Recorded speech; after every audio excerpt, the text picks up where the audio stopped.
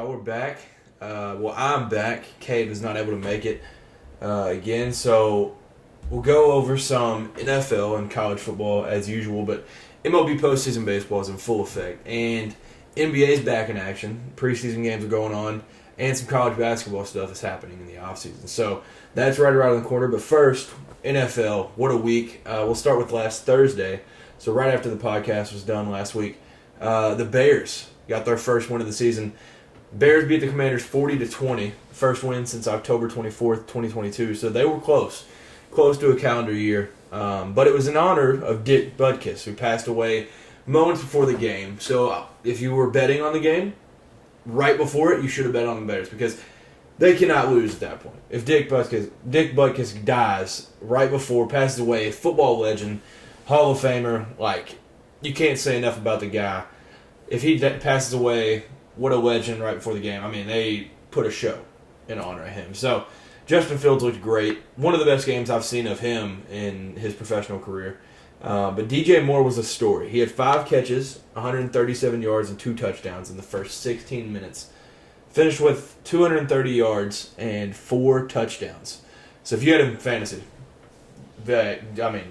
you won, probably. He had, I think, 49 fantasy points, so he went off. Another fantasy thing, we'll get to that in a second. Jaguars, though, they beat the Bills in London 25-20. This is a shocker to many, but something that could shake up the AFC a little bit. So the Jags go 2-0 while they're in London, so it's treating them well. But speaking of fantasy, though, Travis Etienne played against himself in fantasy. I think he put up 36.4 points or something. So it was tough for him. But it was good for him because obviously in real life he's thriving. So that was interesting to see. Ravens at Steelers. I think I had seen before this game, I think 10 of the last 12, the underdog is 1. So that's just an AFC North stat through and through. The Steelers win 17-10, but that score looks so normal, not in the slightest normal game. It was not 2 touchdowns and a field goal to get 17. But when the score was 10-8, they showed a stat which made for each team's points scored since Mike Tomlin got to the Steelers. Since he started in 2007, once that score was 10-8, Ravens up by 2, the scores were 7-19 to 7-19. So since Mike Tomlin got there, both teams had scored overall 719 points. That's Ravens Steelers through and through. So that was an insane stat. So obviously Steelers are ahead now. But one thing to take away from this game, one was the drops. Lamar he didn't have a great game, but he did enough. He did enough to win them that game. And I think there was 7 dropped passes. And a couple were 6 points. A couple of them were definitely touchdowns. One in the end zone, I think, to Duvernay. Aguilar dropped a go ball where he had 4 or 5 yards of separation. So it was just failing Lamar from the receivers. But Lamar threw a bad pass to, it was supposed to be, I believe, Odell. Joey Porter Jr. picked it off. Rookie out of Penn State. And he said, "Go be a family man," to Odell. So I thought that was an insane thing to say. But I was thinking, so Joey Porter Jr. was probably, he's about my age. So he was in middle school when Odell went viral. And now he just picked off this man and told him to go be a family man. That's a strong move. That's bold.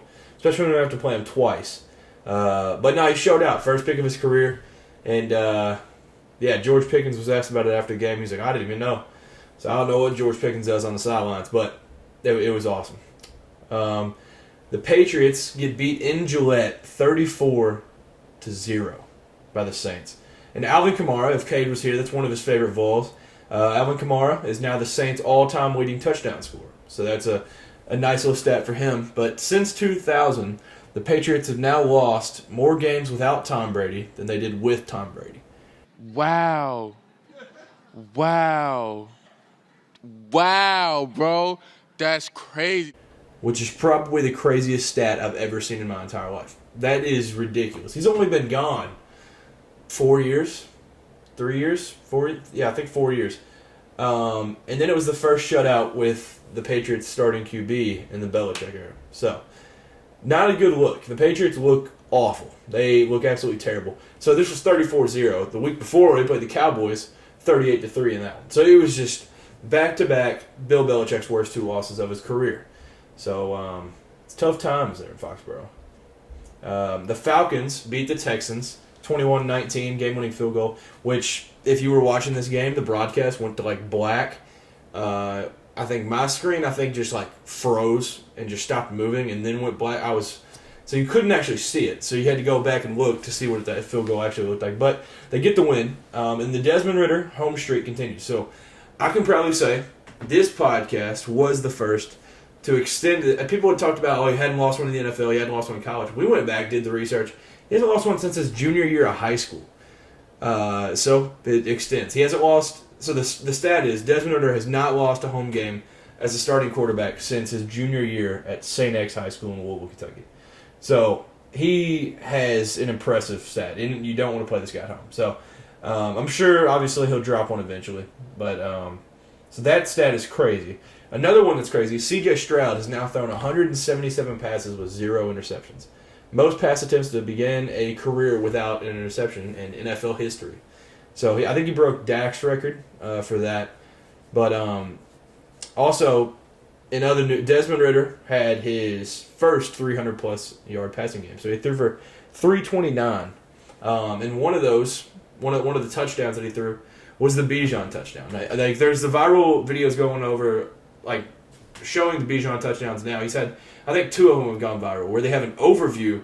They show a camera view from over Bijan's head, and it is the coolest view ever. But Bijan had a one-handed touchdown, one-handed catch, didn't even look at the ball, just caught it, just had a little feel for it, a couple moves, and then scored. It was impressive. Bijan just looks generational so far through his career. Detroit beat the Panthers 42-24 without Amon-Ra St. Brown, without Jahmyr Gibbs, there's somebody else that they were missing as well. But it's Detroit's first 4-1 start since 1991. So it feels like 91 in Detroit. They're playing good football. One of the best teams in the NFC right now. They're a top 3 or 4 team in the NFC. So I'm really rooting for them. They're a fun team. They're fun to watch. The whole backstory. Dan Campbell's fun to root for. They just got a bunch of dudes. They're fun to watch. So definitely hoping they win the NFC North this year. The Bengals get back on track with beating the Cardinals. So they win 34-20. Joe Burrow, I think it was this week, he said this is a must-win game. So they got it done. But Jamar was electric in this game. From the start, too. It was exactly what everybody thought that duo would look like this season. So he set a record for the Bengals history. Bengals record 15 catches in this game. And then he had 192 receiving yards, 3 touchdowns. And then after the game, last week he went viral for saying, "I'm open, I'm always effing open." After the game, he tweeted a picture of 7-Eleven, just saying he's always open. So I can't remember his name, on Georgia, said that he goes by Waffle House because he's always open. So same vibe here with Jamar. But Jamar was the 5th player in NFL history to have 15 receptions and 3 touchdowns in a game. So it's a crazy stat for Jamar. Great week. Chiefs beat the Vikings 27-20. The Vikings fell to 1-4 after winning the NFC North last season. And all 4 of those losses have been decided by 1 score. And I think they were undefeated in 1-score games last year. So, I mean, it's looking tough up there in Minnesota. But with this win, now Patrick Mahomes has beaten every team other than his own in the NFL. So I think he's the fastest player to ever do that in NFL history. So more for his resume. And then Travis Kelce. If you want to argue this guy, if you want to argue for the GOAT tight end, and you're arguing like him versus Gronk, Travis Kelce's a better DB than Gronk. They threw Travis Kelce in on the last play of the game to go play defense. After going to the locker room, coming back out, scoring a touchdown, goes and plays defense on the last play. Didn't matter because Kirk Cousins got sacked, but he went out on defense. So you get DB Travis Kelce. And then late in the game, which there's 2 things. If Alexander Madison just catches the ball, he probably scores on the slip screen that they had. But then there was a late PI call that ended up getting overturned, And the Chiefs DB, when it wasn't overturned yet, he took his helmet off and complaining to the refs, and they were like, "Put your helmet on, or we're going to blow the whistle on you and call a penalty." A lot of people believe that was Chiefs getting bailed out, and the refs should have thrown a flag, and something should have happened there, or they just shouldn't have flipped the PI call. The Vikings kind of got screwed out of that situation. Either way, I mean, it's cliche, but it shouldn't come down to the refs. There's a lot the Vikings could have done throughout the game, a lot better, but the Chiefs do escape there. So they're just the Chiefs. They figure out how to win football games. They don't.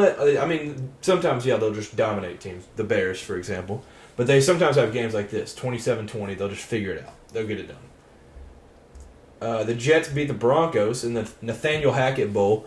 Jets win 31-21 on a late fumble recovery, scoop and score, where Sean Payton ripped Russ.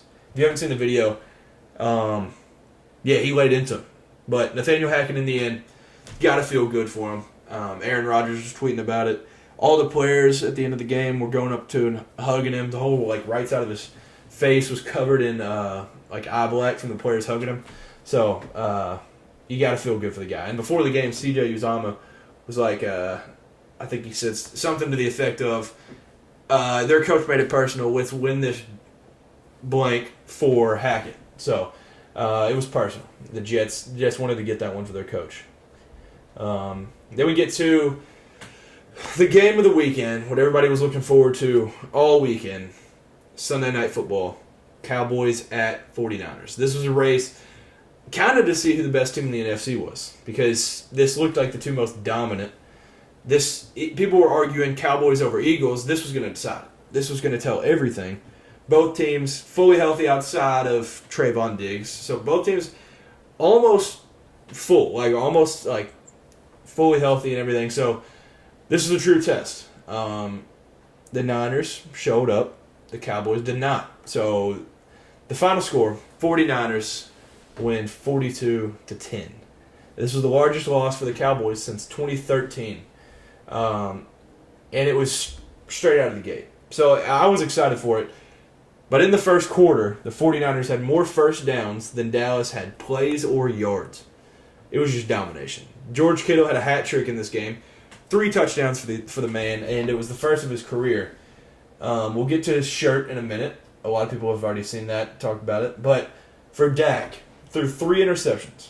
And Dak quoted, this is some of his words from, I think, Monday after the game. He said, "I didn't see it coming.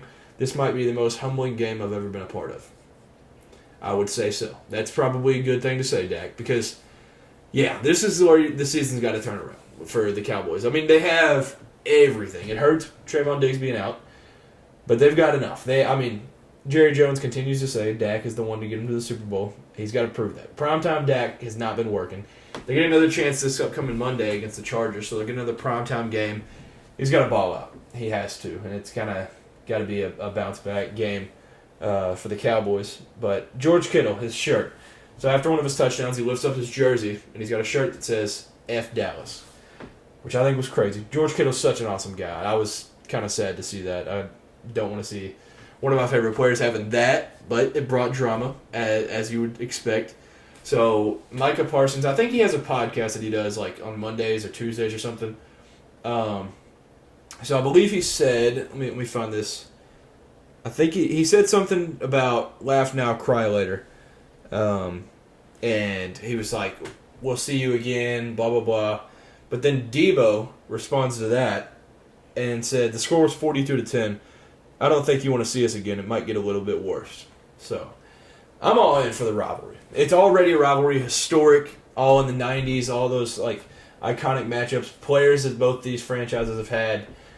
And now we get a rivalry in 2023 that, the 49ers have owned, if you're just being honest with yourself. They've won the last 2 in the postseason, and then they get this one. So I really hope there's a rematch of this in the postseason, because the Cowboys looked awful. And I hope they can get, find their identity, find what they're doing, and then they get a rematch with them, and we'll see what happens from there. But the Niners' schedule is very favorable, and there's a chance that they just get the 1 seed, and they'll get the bye, and we won't really get a repeat of this game, but I'm really hoping so.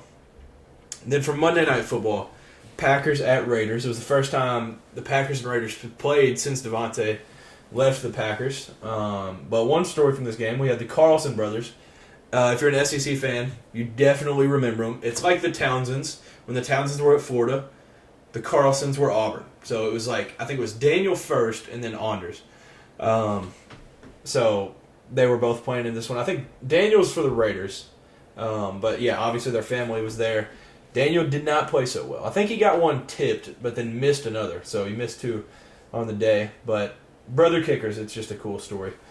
Back and forth, though, the whole game. It felt like the Packers had the momentum for the most part. Like, it still felt like there was no way they were going to lose that. Like, they were just a better team. Just more dudes.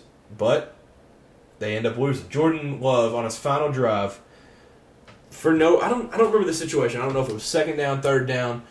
I know it wasn't fourth, but he just throws like a 50-50 ball to a bad positioned Christian Watson in the end zone that wasn't necessary at all. So I just didn't really get it. It was a bad throw. But Jordan Love, I think he had 3 picks also. There was one, he ran an RPO. For those of y'all that don't know, it's a run-pass option. So he's handing the ball off. So the play is designed for the quarterback to just read a linebacker. And so you're supposed to read the linebacker. If the linebacker just sits there, you hand it off, let the running back go to work. The linebacker sits there, he pulls it, gets ready to throw it, throws it straight to the linebacker that he's supposed to be reading. The dude doesn't have to move. 41 on the Raiders. I can't remember his name, but he ended up getting 2 picks in this game. But Jordan Love did not look good. It's weird to see the Packers not have just a Hall of Fame franchise quarterback, but I mean, as of right now, he just doesn't look great. I hope he figures it out because I pull for all these young guys. There's a soft spot in my heart that all these guys that I watched in college, I hope they end up panning out. So, yeah, I'm definitely rooting for him. But it was the Raiders' first win against the Packers since 1987, which I thought was insane. They showed that one after. I think the Packers won like 6 in a row against the Raiders, but the Raiders in that streak. So, college football, week 6. So, to run through some of the non-big games that we had mentioned last week that we had talked about. So, shout out to North Carolina's punter. I can't remember his name, but he had a punt that ended up getting, I think it was blocked, hit off the ground, and then it bounced up and he caught it, ran for the first down. And if you saw his face mask after the fact, that dude laid it all on the line. Just shout out to him. He should get anything he wants on campus for the next 2 months. Like, it was just ballsy move. Shout out to him. Alabama at Texas A&M. We didn't talk about it last week, but Jermaine Burton balled out in this game. He had 2 or 3 touchdowns, but almost 200 receiving yards. He was really the story of the game. And I was just shocked that they threw to him that much. But he fumbled with 11 minutes left, got stripped, but they were able to pull it out. So they ended up winning that one. So yeah, Alabama, that was a huge win to get it in College Station. So that's a massive win on the road. No matter how good A&M is, if you get a win there, it's big. This game might be the worst loss I've ever seen a team take in the history of me watching football. Georgia Tech versus Miami. So this game is at Miami. Miami was undefeated. They were number 17 in the country. Looked hot. For Miami fans, they were loud. They were talking playoff hopeful. Tyler Van Dyke playing good. Defense looked good. Georgia Tech played them a little bit close. The spread was like 19. I think Miami was a 19-point favorite.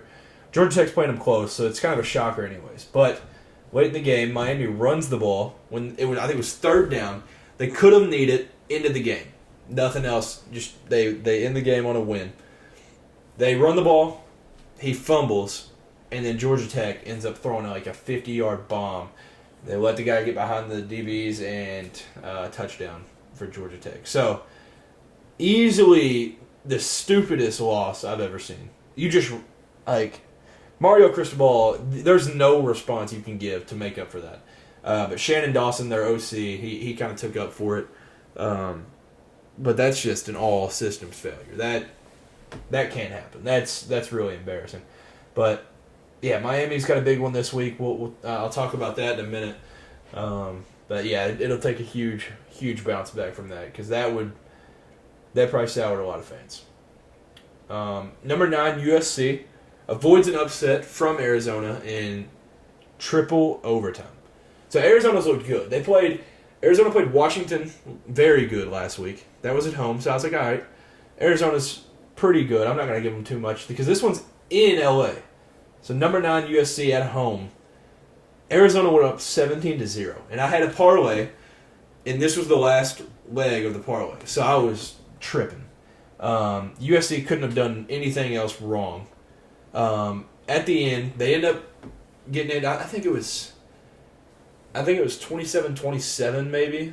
At the end of regulation, they get it down from their own 15-yard line. So it's a 25-yard field goal for the win. Chip shot. Terrible snap gets blocked, and so it goes to OT. But I think they won 43-41, 42-40.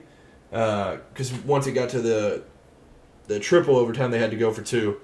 So the final was 43-41. Yeah. So they got out of there, but once again, it never fails.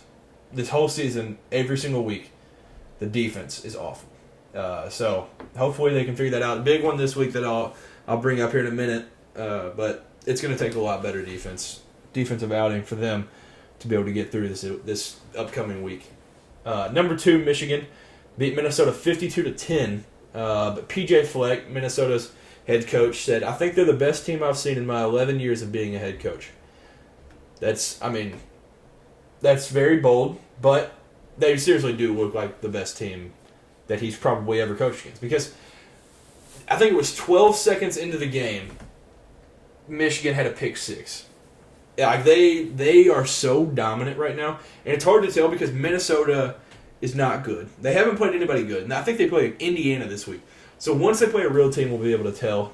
But as of right now, they could win the Natty. Like that's how good they look. They look like they could go undefeated, win the Natty, 15-0, whatever. That's how dominant they look. But James Franklin had a little stuff to say to spark the rivalry a little bit more.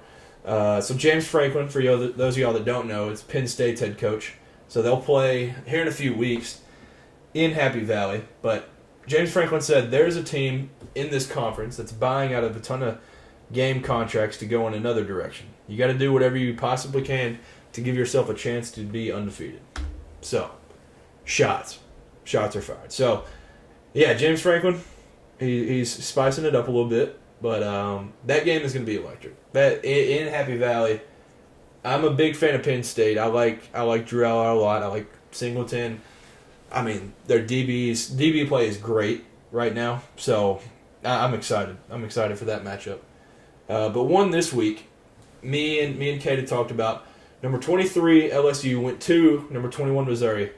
We both took LSU. LSU won and covered on a late pick 6, 49-39. But one thing that I thought was weird, early in this game, LSU went 3-and-out to start. Missouri scored a touchdown and went for 2 right away. And this happened in I think it was the Jaguars game.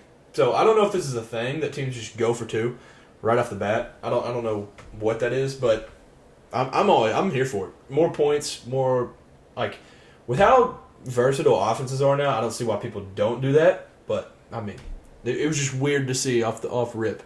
But Luther Burden is making a case for being the best wide receiver since Devontae Smith. Like he's playing that good. He started the game out 4 catches, 89 yards. I don't know what he ended with, but he looks like he's the best receiver in the country right now. Obviously, there's a guy named Marvin Harrison. Maybe some people have heard of him. Marvin Harrison is insane. He'll go way over Luther Burden in the draft, but Luther Burden looks legit. He's terrifying, and my Cats go up against him next week, so that'll be a tough one. But yeah, Missouri scored a touchdown in the first 3 drives of this game. LSU looked like they were about to just fall apart, and they end up getting it. So they get that pick 6 with 34 seconds left. But one thing for LSU, they haven't been good defensively all year. Everybody knows that. If you've watched college football, they've just allowed points. The week before this, they had a shootout. And this one, they allowed 39. But LSU intercepts Brady Cook with 5 minutes left in the first half. So it was almost halftime. But it ended his historic SEC streak. So Brady Cook has set the record already for the most pass attempts in a row without an interception. So Brady Cook had thrown 366 pass attempts without throwing an interception. So, and it wasn't even like it was just check down merchant. He was throwing it downfield. This is not a fluke thing, but it's an impressive stat. I think he took it. I think the record was taken from Andre Woodson of Kentucky in 2007. Yeah, shout out to Brady Cook. We're both big fans of him. We both have to play him every year. Me and Cade, both of our teams have to play him, with him being Tennessee and me being Kentucky. But he's fun to watch. He's a good quarterback. He doesn't do a whole lot of wrong. Obviously, from the record, doesn't do much wrong. Then we have Maryland. So Tua's little brother, Talia. He had them undefeated going into this game. They went to number 4 Ohio State, and they came out hot. Me and Kate both picked Ohio State in this one. We both picked them big. But Maryland scores a touchdown on their first drive right off the bat, and it looked scary. So they scored a touchdown. I believe they stopped Ohio State, drove down, kicked a field goal, and went up 10-0 right off the bat. And so it was kind of scary there in Columbus for a minute. But the Buckeyes ended up winning 37-17 in this one. But Maryland looks good. They look legit. Like I was very shocked. I thought it was kind of a fluke thing. Like they haven't played anybody, but they really look like a solid team. Ohio State just pulled away in the second half of that one, obviously. The game that took over college football last week. Number 10 Notre Dame at number 25 Louisville. Me and Cade both picked Notre Dame. I didn't think it'd be by a lot.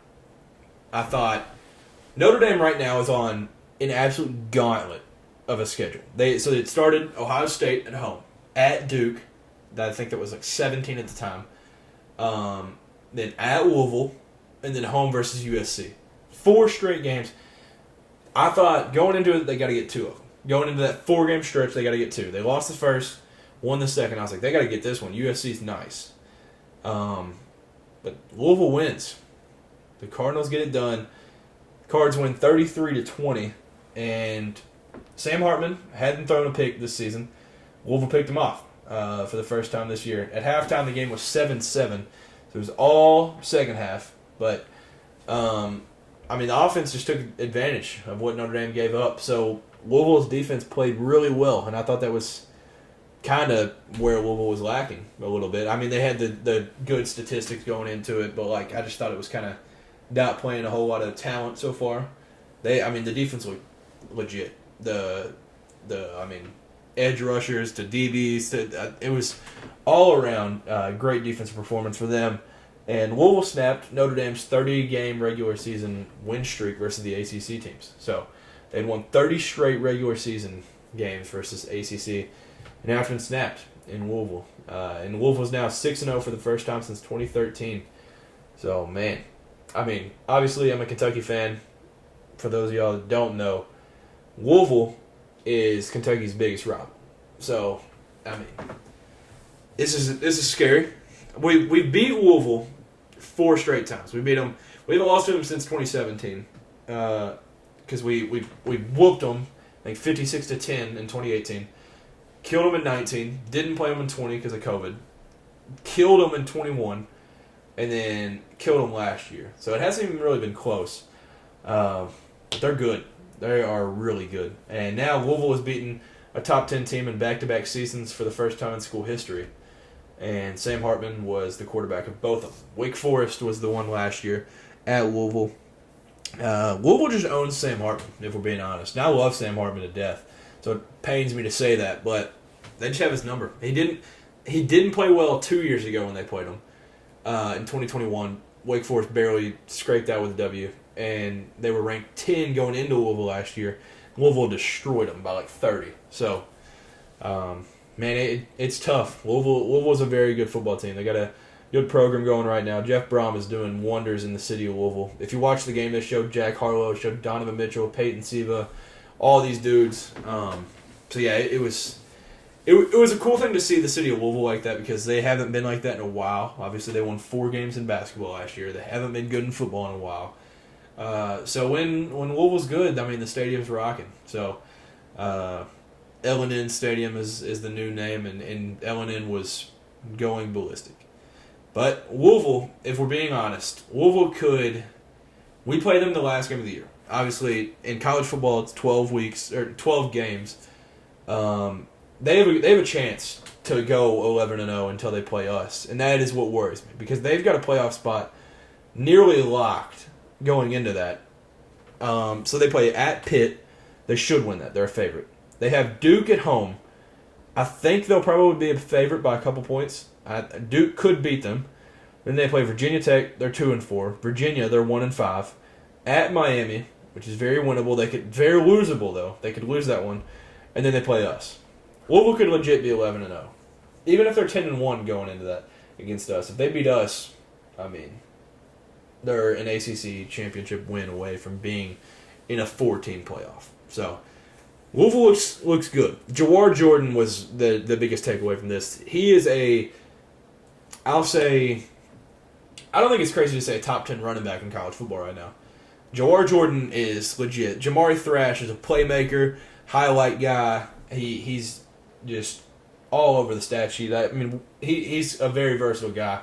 And then Jack Plummer, I mean, he doesn't, the stat sheet doesn't blow it up like he doesn't throw for 250 plus, 300 plus. He just does everything he's supposed to do. And he's just been everything that Louisville has needed for this team right now. So, yeah, they get that upset, and it feels like the city of Louisville got new life. Just seeing how all their fans are reacting. Then we had number 13 Washington State at UCLA. So this was a shake-up game in the Pac-12. We both took UCLA last week. Bruins got it done, 25-17. Both defenses played really well early. Dante Moore just looked really comfortable. But the drive at the end of the first half, impressive. Driving the whole field, clock management, everything was going perfect until he threw an 88-yard pick six. So it was bad. Until that point, though, he looked phenomenal. Dante Moore, true freshman, obviously, like he was just balling. And then UCLA, this was a funny part of it. UCLA is just getting prepped for the Big Ten because their first touchdown of the game for them was in the fourth quarter. All field goals up until then. So they're getting ready for Big Ten football. So when they play Iowa, they'll be prepped and ready to have like a 10-7 game, final score. But yeah, the Bruins beat Washington State in what was a very important game for both teams there. And then college game day. Number 3 Texas versus number 12 Oklahoma. The Red River Showdown, rivalry, shootout, whatever, and Cotton Bowl.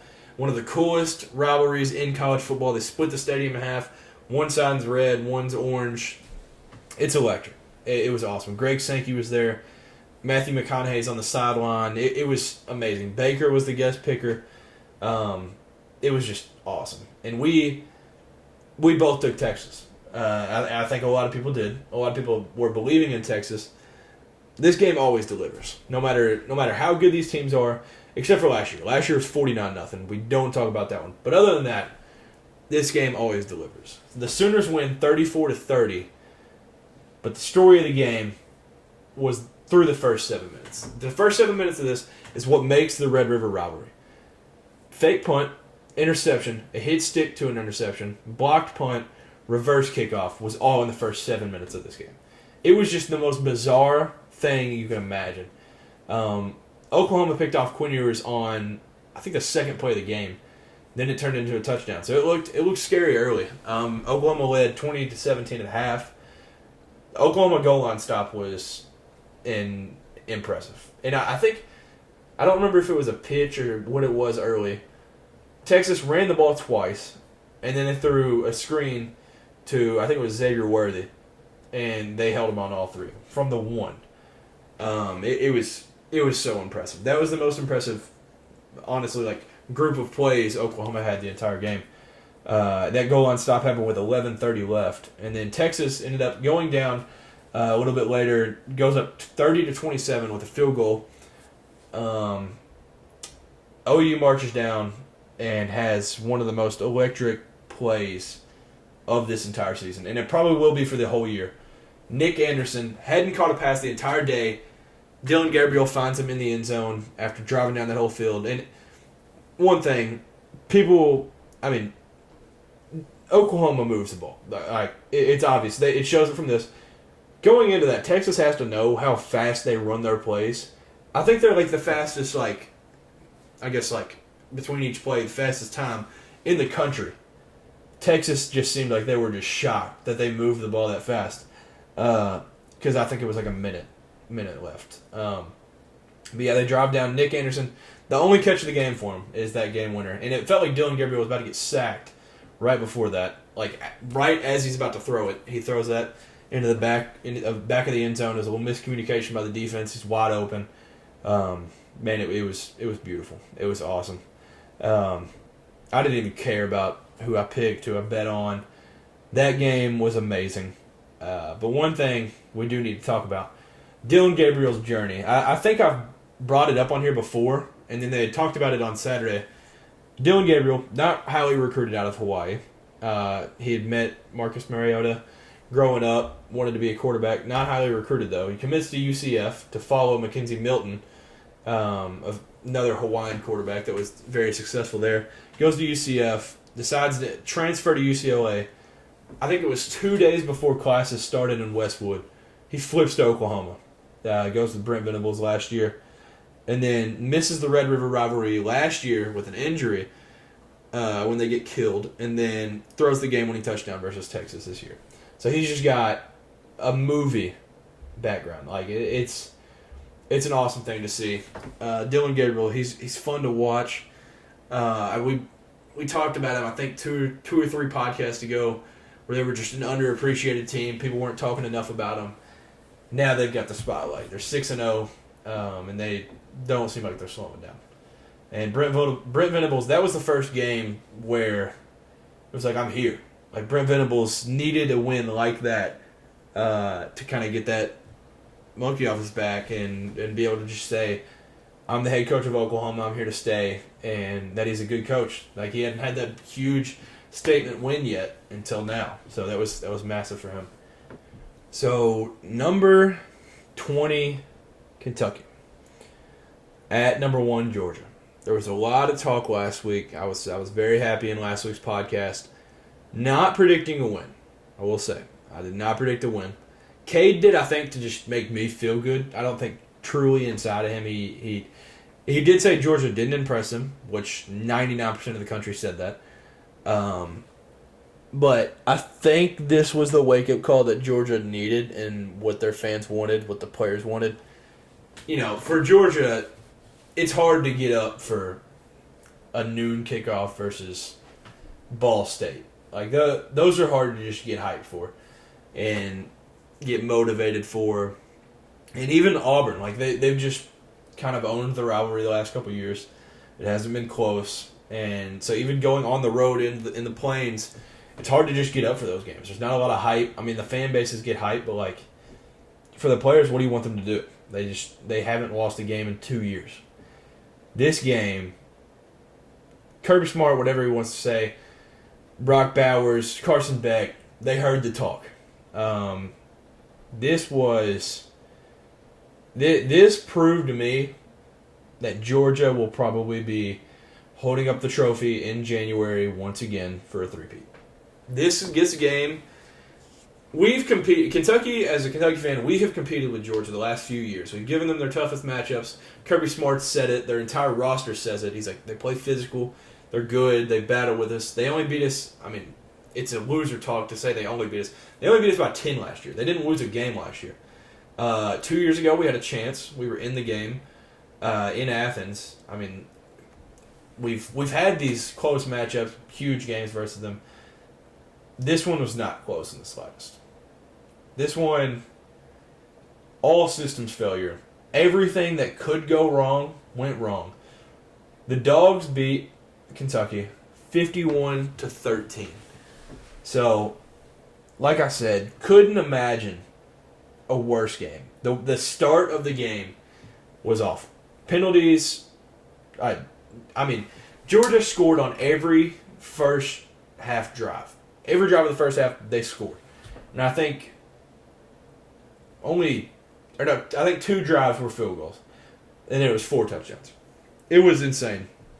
Carson Beck in the first half was 21 for 26, 307 yards, 3 touchdowns, no picks. And they led 34-7 at half. And I've been a Carson Beck truther. I've been like his biggest fan from what I've seen outside of the Georgia fan base in the country. I have loved Carson Beck. I've been a huge believer. He got a lot of doubt. This game sealed it. He woke up the country. He just balled out all together. To start the second half, though, Kentucky picks off Carson Beck for the first time in the game. Turned it into a touchdown. There was some life. And we weren't going to come back. But that touchdown was to Ray Davis. And Ray Davis became the first Kentucky player in history to have a touchdown in the first 6 games of the season. So, and to put salt on the wound, late in the game, Molly McGrath, that was the sideline reporter, said that Uga is out of the house, out of the doghouse. They obviously, for those of y'all that don't know, Uga is Georgia's live mascot. They have a bulldog that stays in a house, and Uga got pulled out of his house and was walking on the sideline, and players were petting him. And she said that was the first time she's ever seen that. So it's not a good look for the Cats there, but nothing else could have hurt by worse than what the score had already showed.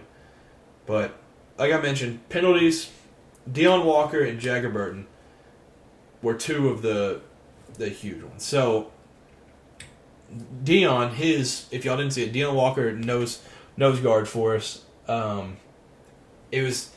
think he thought it was a fumble, and there wasn't a whistle blown. He turns back and just decks this lineman.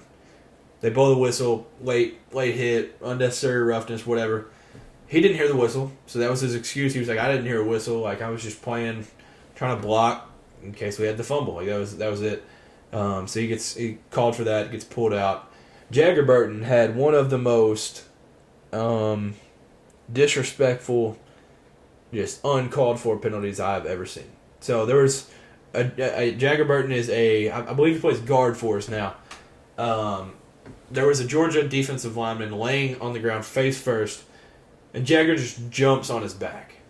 And that is not Kentucky. That's not Kentucky football. We've been known in the past to just be very respectable. Don't do anything out of sorts. We're not taking cheap shots or anything. That was just ridiculous. And honestly, the fan base, on Twitter, everything was letting him have it. They were like, pull Jagger, take the scholarship. This is ridiculous. We don't do this. We were already down a lot. And then I think the possession before that, he had a holding penalty. So it was bad. So Devin Leary, at NC State, he was one of the best quarterbacks in the country. I think he had 35 touchdowns with 5 picks in 2021. And then last year, obviously, injury. So you couldn't really tell a whole lot from last year. But Devin Leary, Greg McElroy spoke on Devin Leary a little bit, which Greg McElroy is friends with our OC, Liam Cohen. He mentioned that Devin Leary just doesn't look like he grasps Liam Cohen's system a whole lot. Because Liam Cohen has him, it's a pro-style offense. He's reading 4 or 5 different layers of a defense. So he's got to read all these different receivers. And it feels like Devin Leary just is more of a 1-2 figured-out guy. It's not like 1, 2, 3, 4, 5, figure out who's going to be open, going through progressions. And so Greg McElroy made that comment, and I feel like that's I think it was Matt Jones that had said, he just thinks that's truthfully from Liam Cohen because of how close they are. So that was not a good comment. But Devin Leary, this game was bad. So in the first 4 drives, Devin Leary was the start of where I was like, oh no. So Devin Leary on the first drive, we were moving the ball well. Georgia scored so fast. They scored in 2 minutes at the max. So it was 7-0. We were driving down, and it looked like this was just going to be a shootout. Devin Leary, we're playing great. Moving the ball. Tavion Robinson is absolutely wide open. Probably a touchdown. If not, he's inside the 10. Maybe 15. Inside the 10, I think. Devin Leary just overthrows him. And so once that overthrow happened, I was like, oh my gosh, we might just get murdered. And obviously, that's what happened. So the next drive, we're moving the ball well, Jagger Burton, hold. Stalls us out, punt it. Third drive, Jagger Burton penalty, the one where he jumps on his back. And then the fourth drive, we finally score. That game, if you take away those stupid penalties, if you take away the overthrow, that game looks a whole lot different. I'm not saying we're going to win that game. Don't take this out of context. I'm not saying we're going to win that game. This game's a whole lot closer. And momentum is a huge factor of football. If you score those first couple drives, like Georgia stunned a little bit. They're like, all right, I didn't expect this. And I don't think they end up scoring like 51. If you're controlling the time a little bit and being able to move the ball. And obviously you score more than 13 if you don't have those penalties and overthrows and stuff. So it's tough. I mean, the receivers drop it sometimes. Devin Leary overthrows them quite a bit. And it just feels like this season, from this point on, we're 5-1. We could finish the season 5-7. 9-3. I mean, it could go many different ways. Devin Leary, this has got to be a wake up call. He's got to figure it out. There's something wrong. He has to figure it out, and it's got to be figured out quick. So we got Missouri this week, and they're a very good football team. So Stoops on Monday, he does a radio show. He does like a call-in show that fans can call in, ask questions and stuff. And it felt like the past couple weeks he couldn't do no wrong. He was like the greatest guy ever. After we beat Florida, it was all just praising him. On Monday, a fan called in and said something about in his time, he's only beaten 2 SEC teams that have finished with a winning record. He was like, I think that stat might be false, whatever. He like rambles on. He ends up saying, hold on, let me find the exact quote. He says something about Georgia paying players. So he says, okay, Stoops said, I can promise you, Georgia, they bought some pretty good players. You're allowed to these days, and we could use some help. That's what they look like these days when you have 85 of them. I encourage anybody disgruntled to pony up some more. So he's complaining about NIL, which obviously Kentucky hasn't done the best with. Part of it's the AD, part of it is we're not a football state, we're a basketball state, whatever. And part of it has, like, Georgia's just going to get those guys. Like, Georgia is a football school. They're going to develop. They're going to put dudes in the NFL. Georgia, Alabama, those schools are just going to get those. Like, you're not going to – when you get killed like that, you don't say that. Like, 38-point loss, getting a couple better players is not going to change that. You've got to get your squad readied up, and I mean, you gotta have them ready. And I think, honestly, part of that might rub the locker room the wrong way. So I'm kind of worried. I'm nervous about the rest of the season because that could have done something to the locker room that could make the season turn bad, honestly.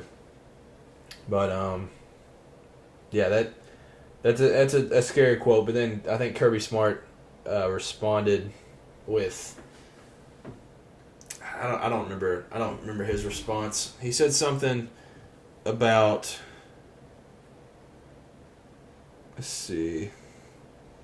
Kirby Smart said he had no issue with what Stoops said, and he said no reaction. Mark and I talked about NIL in pregame, and we talked about it in our meetings, so I'm not biting on that. So I truly believe Stoops and Kirby Smart have a good connection, and I know Stoops apologized today. It didn't mean for it to come off that way, but I think it's been said. So I'm worried about the team as a whole. I hope it's not something that drags the team apart. And I don't know. I'm nervous about the rest of this season because mentally, that game, I think it was Stoops that ended up saying, he was like, you got to get over a hill like that. And he said, that's not a hill, that's Mount Everest. So, yeah, that's essentially what it was. But to turn this from being depressing, college football week 7, we have an electric, amazing slate. So Wyoming at Air Force. The winner of this game will be ranked in next week's poll. And I mean, Air Force I think is like a 10-point favorite. It's at Air Force. Wyoming I like a lot. Andrew Peasley I'm a huge fan of. I think Air Force probably gets this one done, but it's definitely a game to watch out for this week. it'll be fun. It'll be a fun watch for any just true college football fans that want to be watching that one. Texas A&M at number 19 Tennessee. I like Tennessee in this game. This is I heard somebody say this is a more important game for Josh Heupel than it is for Jimbo Fisher. This is a very important game. Tennessee's got to get back on track. This game's just going to be fun. It's a 3:30 game. Tennessee's doing the checkerboard in the stands and stuff. So this will be fun. This is a must-watch 3:30 game. It'll be electric. I'm hoping just a lot of points. That's what this game seems like to me. It'll just be a whole lot of scoring, a whole lot of moving the ball, and just points on the scoreboard in this one. And then we have number 18 UCLA at number 15 Oregon State. This is another scary one because Oregon State's a tough place to play, especially UCLA newly ranked. They jumped from unranked to 18 after that win over Washington State. In the Pac-12, I think they'll just continue to, cannibalize themselves.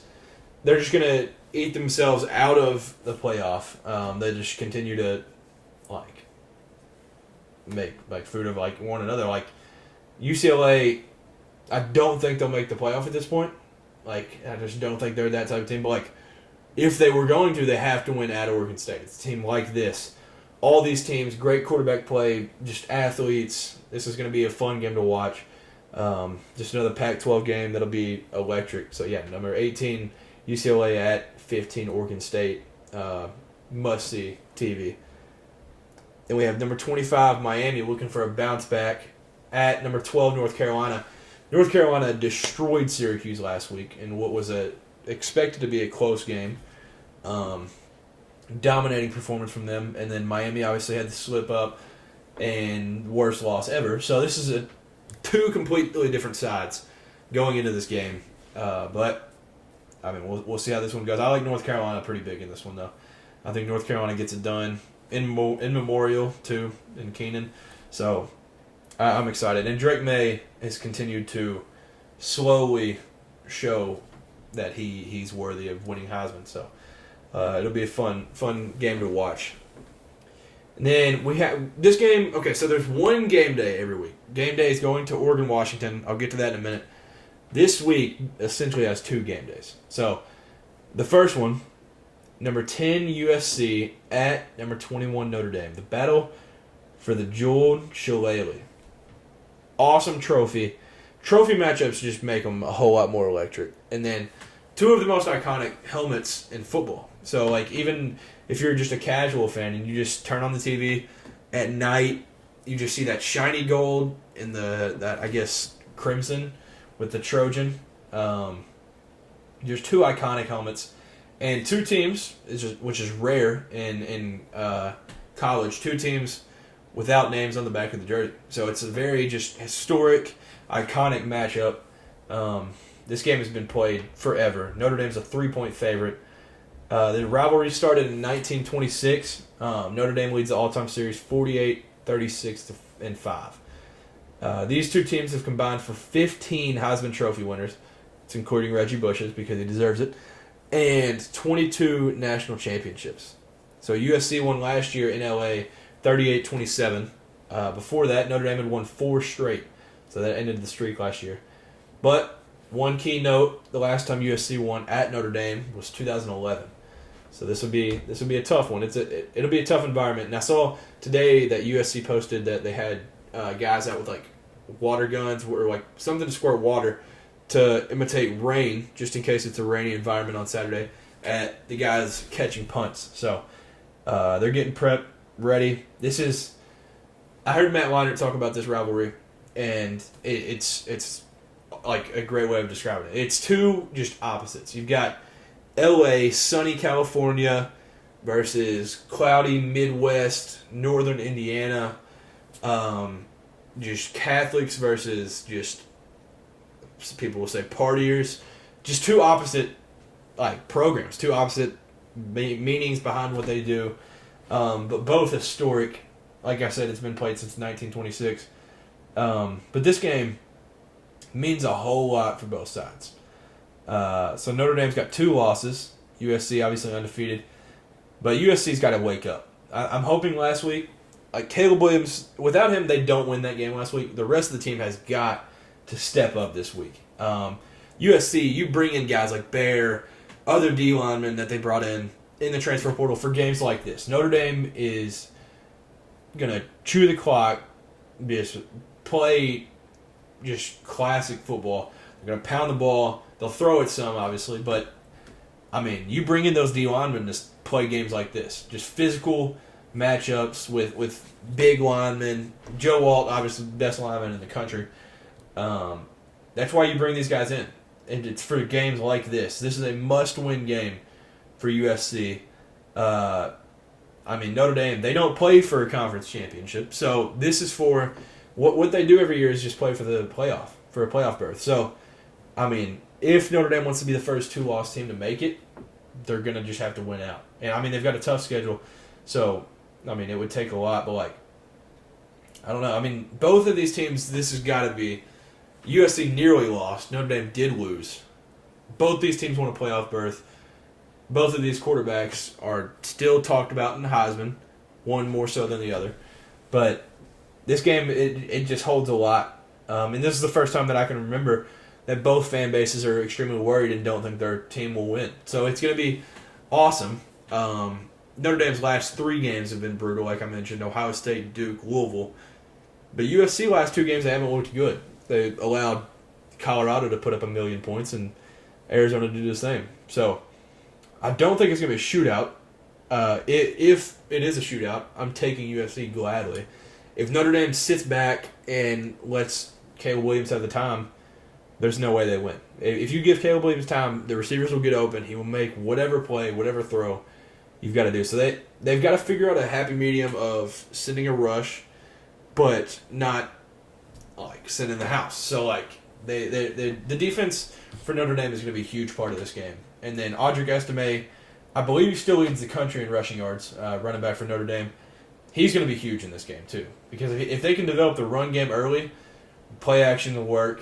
Passing game can just get going in general if they're threatening the run.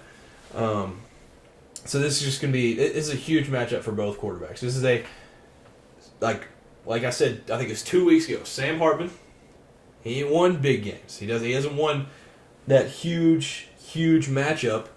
This is one that he can win. This is why Notre Dame brought him in. They need a good quarterback for a game like this.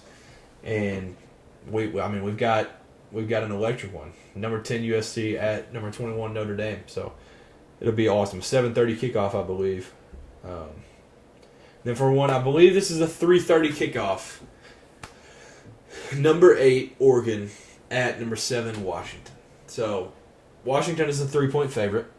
Both these teams, ironically, coming off of a bye. So they get 2 weeks to prepare, which I think is awesome. Both these teams undefeated. Both of them with Heisman candidates, both like top 4 or 5. Both playoff hopefuls. And I heard people talking about it yesterday. The winner of this game will have the best chance, best odds to win it, or best chance and best odds to make the playoff since Washington did it in 2016. So there's a lot on the line. This game is very, very important for the Pac-12. This rivalry started in 1900. Washington leads the all-time series 62-48.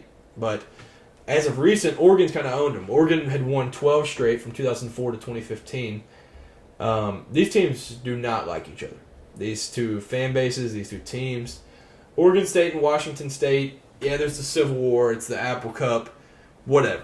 This rivalry, though, this border rivalry, these teams do not like each other. And I was listening to one Oregon guy speak on it a little bit, and he said, if you just happen to be in the area and you want to go watch this game, it'll be awesome.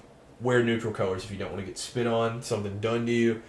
This is a heated rivalry, and a lot of people on the East Coast, like myself, without doing research and stuff into it, you don't know how important this matchup is. But this is also the first time these two teams have matched up, both ranked in the top 10 going into it. So it's going to be awesome. Both high-powered offenses. Oregon has shown light on defense. Washington showed light on defense. Like, they've both showed some of defense, but it's been the offense. 97.6 points per game average for the two teams combined. highest points per game average in a Pac-12 matchup in conference history.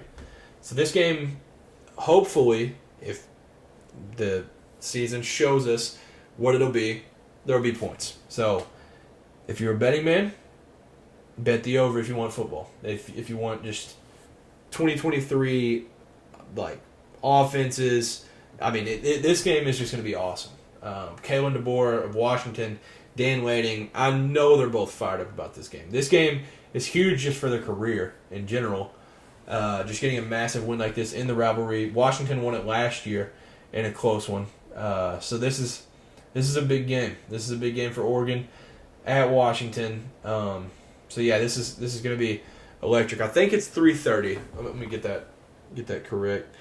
But this game just has so much on the line for both squads in this one. Yep, 3:30 kickoff.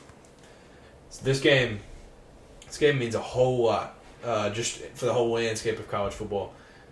And as of right now, I haven't talked to Kate about it. I'll bring that up next week with him. Through week 6, so halfway through the season right now, who would be my top 3 Heisman in the race right now? Or for him, we'll throw his on our Instagram. Go follow that, Cameron and K podcast. But my personal top 3 in the Heisman race right now, before the Washington-Oregon game, before this week 7, Caleb Williams number 1, Jaden Daniels of LSU number 2, Michael Penix number 3. I think for Caleb Williams, it's his to lose. He's got the stats. He's carrying USC in some of these games, and he can do anything. He's so electric. He's the most versatile quarterback in college football right now. But then Jaden Daniels, he's doing a little bit of everything too. He's like I can't say poor man's Caleb Williams. He's not Caleb Williams, but he plays very similar. They're both running, passing, making plays. And Jaden Daniels, I think the thing that does it for me, that puts him at number 2 right now, is how bad that LSU defense has been on how much he's had to carry and put up points and just make offense happen. And then Michael Penix, number 3, goes without saying. I mean, his stats, just unreal. He's like setting records. He's throwing for like over 400 every week. This week will obviously tell a whole lot. It's the first tough matchup they've had. But he's impressed me so far, and I'll put him 3. And this could swap. It could be Bo Nix next week, depending on how this game goes. But yeah, this matchup will show a lot for that. But Caleb Williams, Jaden Daniels, Michael Penix are my top 3 right now. So right now we are in, like I mentioned at the beginning of the show, MLB postseason. October baseball is electric. We've talked about it a little bit each week. But one game that happened, I think this was Monday night. Braves won 5-4 when they were down 4-0. So they came back from 4-0, win 5-4 on an insane double play by Money Mike. He like nearly robs a home run, throws it in, and they tag Bryce Harper on when he's trying to get back to first. Whatever. Electric play. It was awesome. It made the series 1-1. They played tonight when this is being filmed. So the series is now 2-1 Phillies. So they're playing at the bank. Insanely hard place to play. So obviously in this series, it's the divisional series. This is 5 games. So if the Phillies win one more, if they win their next home game, it's over. Also, the Rangers swept the Orioles. The Orioles had won 101 games this year. The Rangers swept them to move to the ALCS for the first time since 2011. And then tonight, as I was filming this, the Twins fans showed out in Houston. You would have thought it was a home game the way the crowd was just acting and sounding and everything. Twins fans showed out in Houston, but Ryan Presley was clutch. Ryan Presley came in, I think he threw like 17 pitches, and sealed the game for him. So, there was a little momentum, but they ended up winning 3-2, I think. But yeah, he just came in and balled out for him. And one note, so I mentioned the Orioles have lost already.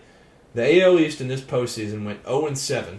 So the Blue Jays lost 2 in the first round. The Rays lost 2 in the first round, so they both got swept, 2-0. Then the Orioles got swept here to make that the last 3 for the 7. So those three teams went winless in the postseason. Well, yeah, as of this point. The other thing, the Yankees and the Red Sox have been dominant for years.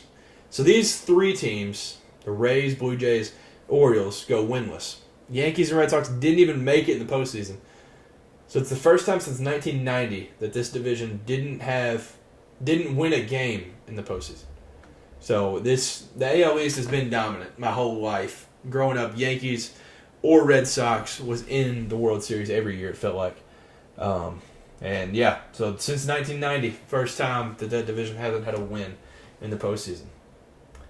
And one note for college football, the 5 basketball Blue Bloods are all ranked in the AP poll in football at the same time for the first time ever. So, I mean, I think everybody that knows college basketball, anybody that knows sports, the 5 Blue Bloods that are a step ahead, UConn is getting there. They're not there for me yet. But the 5 Blue Bloods, Kentucky, Kansas, UCLA, Duke, North Carolina. In whatever order you want. Not going to argue that. But all 5 are ranked in football at the same time for the first time ever. So it's crazy. And then we got in NBA, Victor versus Chet. So 2 of the skinny tall dudes, 2 of like what it looks like the next wave of basketball is going to be. Both over 7 foot, both balling. Victor looked nice. Chet played good. But Stephen A. Smith said he's taking Scoot to win Rookie of the Year. So Scoot looked good. I don't even know what country they played in their game, but he balled out. And all these young rookies are going to be fun to watch going into the season this year, which will tip off soon. So the NBA is right around the corner. And one thing that happened today, as a Kentucky fan, it's made me extremely, extremely happy. So Kansas, for those of y'all that don't know, Kansas had some recruiting violations on Silva. I don't remember his full name, but a player that they had recruited, and I don't remember if it was paying or what had happened, but it was illegal. And he played there in 2017 and 2018. And they went to the Final Four in 2018. Today, they got their punishment. So they got some ban of some sort for 3 years. And then they had to vacate every win that they had won while he was playing. So they had vacated, I think, 15 or 31. I think it was 15. And they had to vacate their 2018 Final Four. So with that, Kentucky basketball now is back on top of the most wins all time. Don't get it twisted, though. Kansas should have this. If you look at win percentages, Kansas played like 10, 15 years, maybe 20 before Kentucky. They should definitely have more wins, but Kentucky's win percentage is like the highest out of all the Blue Bloods by far. Kentucky's win percentage is crazy. But yeah, now Kentucky is the winningest basketball program in the country. So we'll throw that back in the Instagram bio. Throw that back on the hype video before the games and stuff. So yeah, that was definitely good news for Big Blue Nation today. And lastly, as I go, prayers for Israel. Honestly, I don't know all that's going on. I don't want to get into arguments or whatever. This isn't about politics. This isn't about anything. It's just sad what's going on right now over in Israel. So definitely just prayers for them. If that's what you do, if you're religious, pray for them. But just as a human, you just feel bad for the whole situation going on. So definitely praying for them over there, and just that everything will end up working itself out. And I mean, it's just extremely sad. People losing lives, families just losing their loved ones. So it's just a horrible situation. So hopefully that'll pass and all be better in the coming days, because it's a scary time and it's worked its way into the U.S. So definitely pray for that daily, because they really need it. With that being said, though, this will be a great week of college football and just sports in general. So the postseason is firing up for baseball. Basketball is almost back. NFL is great as always. So thank you all for tuning in to another podcast. Leave some comments on the game you're most excited for this week, and let us know some of y'all's winners. Like, we pick our winners each week. Let us know who who y'all got in some of those games. So thank you all for tuning in. Be safe. Have a great rest of the week, and peace.